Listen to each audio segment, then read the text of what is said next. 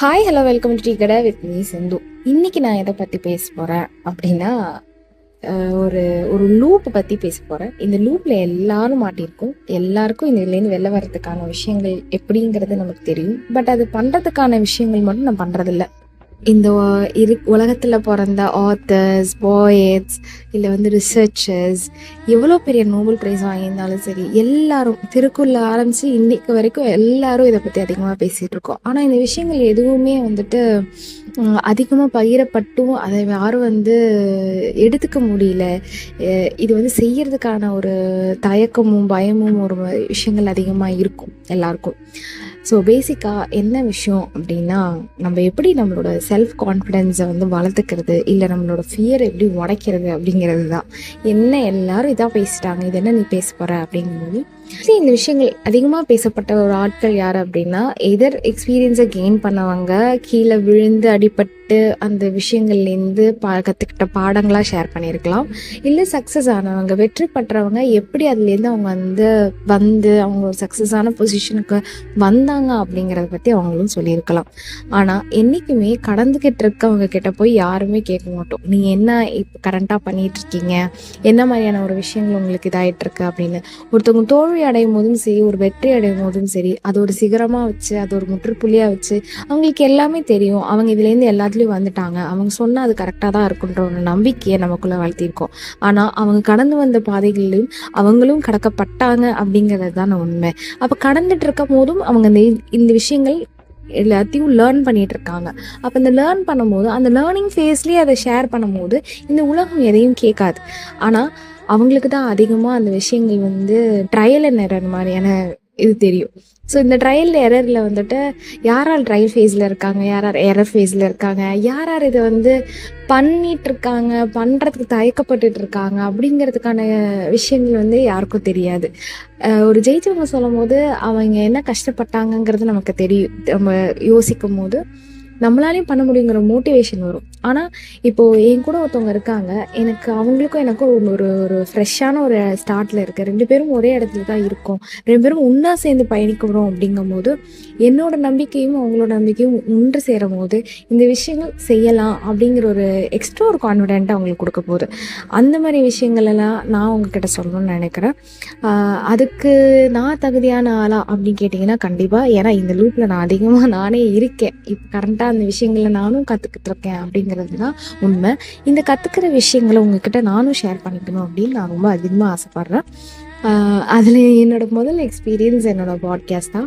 என்னோடய பாட்காஸ்ட் நான் ஸ்டார்ட் பண்ணும்போது எனக்கு ஒரு ஐடியா இல்லை. ஒரு ரேண்டமாக ஒருத்தவங்க எப்படி பண்ணணுங்கிற ஒரு விஷயம் கேட்டு, அதே எனக்கு இது இப்படி ஒன்று இருக்குதுன்னு தெரியும் போது நான் ஸ்டார்ட் பண்ணும்போது, அது யாரோ ஒருத்தவங்களை என்னை பாராட்டும் போது எனக்கே அந்த பாராட்டு பிடிச்சதுனால எனக்கு ஒரு ரேண்டமான திங்ஸை நான் ஸ்டார்ட் பண்ணிகிட்டு இருந்தேன். பட் ரியலி எனக்கு ஒரு ஒரு கோல் கிடையாது. இந்த இந்த விஷயங்கள் ஏன் நான் ஸ்டார்ட் பண்ணணும் அப்படிங்கிற ஒரு விஷயமா நான் யோசிக்கவே இல்லை. அப்படி பண்ணும்போது மற்றவங்கள்ட்ட நான் இதை எப்படி டெலிவர் பண்ணணும், என்ன டெலிவர் பண்ணணும், அவங்களுக்கு என்ன கொண்டு போகணும் அப்படிங்கிற ஒரு பெரிய விஷயம் என்கிட்ட இருக்கு. நான் என்ன வேணால் பேசலாம், எது வேணால் பேசலாம் அப்படிங்கிறது உண்மைதான். பட் எது வேணால் பேசலாங்கிறது எவ்வளோ நாள் இருக்கும் சொல்லுங்கள். ஸோ நான் ட்ரைனிங் ஃபேஸில் இருக்கேன் அப்படின்னா ஓகே, நான் எது வேணால் பேசலாம் அப்படின்னு போயிட்டுருக்கலாம். இந்த மாதிரியான பல கேள்விகளுக்கு என் மைண்டில் நானே ஒரு ஆன்சர் சொல்லிப்பேன். ஓகே, நம்ம ட்ரைனிங் தானே, நம்ம என்ன சின்ன வயசுலேருந்து இவ்வளோ பண்ணிட்டோம், இவ்வளோ பண்ணுறதுக்கு என்ன அப்படிங்கிற மாதிரி நிறைய யோசிப்பேன். நானே என் கேள்விகளுக்கு நானே என் பதிலை சொல்லி நானே அதை க்ளோஸ் பண்ணுவேன். இன்றைக்கி நான் இதை பண்ணணும்னு நினைக்கிறேன், இதை நான் ஒரு ஸ்கிரிப்டாக எழுதுகிறேன், இல்லை ஒரு விஷயமாக ரெக்கார்ட் பண்ணுறேன் அப்படின்னு நான் பண்ணிவிட்டு திருப்பி கேட்கும்போது மற்றவங்க நான் என்னை பற்றி என்ன நினச்சிருக்கேன், நான் என்னை பற்றி என்ன சொல்ல வரேன், நான் யார்கிட்ட இது என்ன ஏதாவது இப்போ நான் இதை பேசுகிறேன், இந்த விஷயங்கள் உங்ககிட்ட சேருது, இந்த சேர்கிற விஷயங்களால் உங்களுக்கு என்ன தேவைப்படுது, என்கிட்ட என்ன தேவைப்படுங்கிற அந்த ஒரு கோலே இல்லாமல் ரேண்டமாக பேசுகிறேன். ஸோ இது யாருக்கு போகும், என்ன போகுங்கிற விஷயங்கள் இல்லாமல் எனக்குள்ளே இதெல்லாம் யார் கேட்பா, இதெல்லாம் ஒரு விஷயமா அப்படிங்கிற ஒரு ஜட்ஜ்மெண்டில் யார் மற்றவங்க முன்னாடி வைக்கிறத விட நானே எனக்கான விஷயங்களை வச்சுக்கிட்டேன். ஸோ நான் வைக்கும்போது எனக்கான கேள்விகளும் என்னோட பதில்களும் என்னோட ஒரு விஷயங்களும் என்னையே தடுத்து நிறுத்திட்டு இருந்துச்சு இவ்வளோ நாளாக. ஸோ இப்போ தடுத்து நிறுத்துகிற விஷயங்களை எப்படி நான் வெளில கொண்டு வர்றது அப்படின்னு யோசனையில் இருந்து ஒரு வேலை எனக்கு வர கொண்டு வரக்கலாம், அதுக்கும் ஒரு கேள்வி கேட்டால் அதையும் நான் முற்றுப்பெட்டு வச்சுட்டேன்.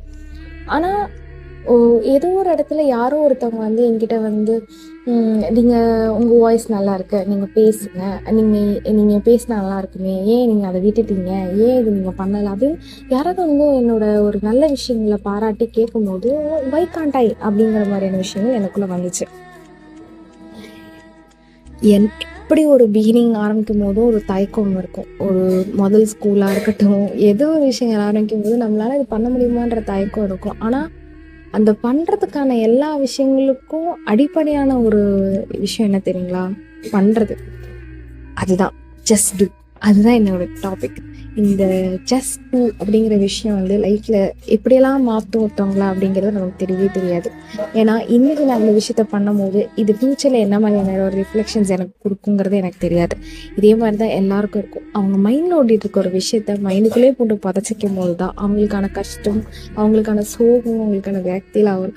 ஆனால் இதே விஷயத்த தப்போ ரைட்டோ பண்ணணும். அதுதான் பண்ணிவிட்டு ஒருவேளை நான் இதில் தோத்துட்டேன், இதில் வந்து நம்ம செட் ஆகலை அப்படின்னா ஒரு காலத்தில் பண்ணேன் அப்படின்ற ஒரு நிம்மதி இருக்கும். அட்லீஸ்ட் என் மைண்டுக்குள்ள விஷயங்களை நான் வந்து புதைச்சில்ல அப்படிங்கிற மாதிரி எனக்கு ஒரு தோணுது.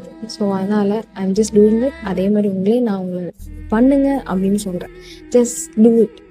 பை டூயிங் திங்ஸ் உங்களோட கொஷினுக்கான ஆன்சர்ஸ் கிடைக்கும். நீங்கள் உங்களுக்கான கொஷின்ஸை நீங்களே ஆன்சர் பண்ணிக்காம உங்களோட கொஷின்ஸ் இந்த யூனிவர்ஸ் எப்படி ஆன்சர் பண்ணுதுங்கிறது உங்களுக்கு தெரியும். மக்கள் ஏற்றுக்கிறாங்க, இல்லை மக்கள் ஏற்றுக்காம போகிறாங்க அப்படிங்கிறது ஒருத்தவங்களோட பெர்ஸ்பெக்டிவ், ஒருத்தவங்களோட ஒரு அனுபவங்கள். அந்த அனுபவங்களுக்கு நம்ம போய் நீங்கள் ஏன் பண்ணீங்கன்ற கேள்வியும் கேட்குறது. அட் த சேம் டைம் நம்மளை வந்து அவங்களோட அனுபவங்களை வச்சு நம்ம ஜட்ஜ் பண்ணிக்க முடியாது. என்றைக்குமே எல்லாத்துக்குமே ஒரு ரைட் சைடு இருக்கும். அதனால நீங்கள் பண்ணுற விஷயங்கள் எல்லாத்துக்கும் ஒரு ரைட் சைடு இருக்கும், நல்லது இருக்கும். மற்றவங்களை ஹார்ம் பண்ணாமல், நம்ம மற்றவங்க கஷ்டப்படுத்தாமல் பண்ணுற எல்லா விஷயங்களும் ஒரு நன்மையில தான் அமையும் அப்படிங்கிறது என்னோட பொதுவான கருத்து. ஸோ என்றைக்குமே ஒரு விஷயம் செய்யறதுக்கு முன்னாடி யோசிக்கிறத விட ஒரு விஷயம் செய்கிறோம் அப்படின்னா just do things. This is Sindhu. Bye.